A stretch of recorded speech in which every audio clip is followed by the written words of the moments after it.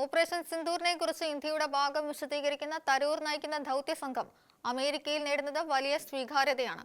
പാകിസ്ഥാനെ ശരിക്കും സമ്മർദ്ദത്തിലാക്കുന്ന തരത്തിലുള്ള നയതന്ത്ര സമീപനമാണ് തരൂരിന്റെയും സംഘത്തിന്റെയും ഭാഗത്തു നിന്നുണ്ടായത്. ഇന്ത്യൻ സംഘത്തെ കൗണ്ടർ ചെയ്യാനിറങ്ങിയ പാകിസ്ഥാന്റെ ബിലാവൽ ഭൂട്ടോയ്ക്ക് വാതുറക്കാൻ കഴിയാത്ത സാഹചര്യവും ഉണ്ടായിരിക്കുകയാണ്. പഹൽഗാം ഭീകരാക്രമണത്തെക്കുറിച്ചും ഓപ്പറേഷൻ സിന്ദൂറിനെക്കുറിച്ചും ലോക രാജ്യങ്ങളെ അറിയിക്കാനായി ശശി തരൂരിന്റെ നേതൃത്വത്തിലുള്ള ഇന്ത്യൻ പ്രതിനിധി സംഘം യുഎസിൽ എത്തിയിരുന്നു. ഇതിന് പിന്നാലെയാണ് പാക് പ്രതിനിധികളുടെ സന്ദർശനം ഉണ്ടായിരിക്കുന്നത്. ഭീകര സംഘടനയായ ജെയ്ഷെ മുഹമ്മദിനെതിരെ ശക്തമായ നടപടി എടുക്കണമെന്നും മുൻ പാക് വിദേശകാര്യമന്ത്രി ബിലാവൽ ഭൂട്ടോയോട് യുഎസ് കോൺഗ്രസ് അംഗമായ ബ്രാഡ് ഷെർമാൻ ആവശ്യപ്പെട്ടിരുന്നു. അതേസമയം നേരത്തെ ഭീകരവാദത്തിലൂടെ ഇന്ത്യയേക്കാൾ കൂടുതൽ ജീവൻ തങ്ങൾക്ക് നഷ്ടപ്പെട്ടുവെന്ന് യുഎസിലെത്തി സമർത്ഥിക്കാൻ ശ്രമിച്ച പാകിസ്ഥാൻ സംഘത്തെ രൂക്ഷമായി വിമർശിച്ച ശശി തരൂർ രംഗത്ത് വന്നു.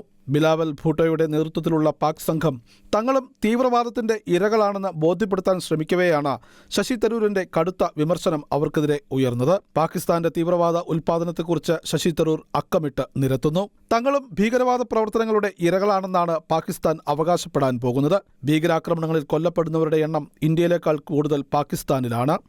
ആരുടെ തെറ്റാണിത്? 10 കൊല്ലം മുമ്പ് ഹിലരി ക്ലിന്റൺ പറഞ്ഞ പ്രശസ്തമായ ഒരു പ്രസ്താവനയുണ്ട്. നിങ്ങളുടെ വീട്ടുമുറ്റത്ത് വിഷപ്പാമ്പുകളെ വളർത്തിയാൽ അത് അയൽക്കാരെ മാത്രമേ കടിക്കൂ എന്നൊരിക്കലും ധരിക്കരുത്. പാകിസ്ഥാൻ ഇപ്പോൾ അഭിമുഖീകരിക്കുന്ന ഭീകരാക്രമണങ്ങൾ അങ്ങനെ സംഭവിച്ചതാണ്. പാകിസ്ഥാനിൽ ആക്രമണങ്ങൾ നടത്തുന്ന തെഹ്രിക്കെ താലിബാൻ എങ്ങനെയുണ്ടായി? താലിബാനിൽ നിന്ന് വേർപെട്ടാണ് തെഹ്രിക്കെ താലിബാൻ ഉണ്ടായത്.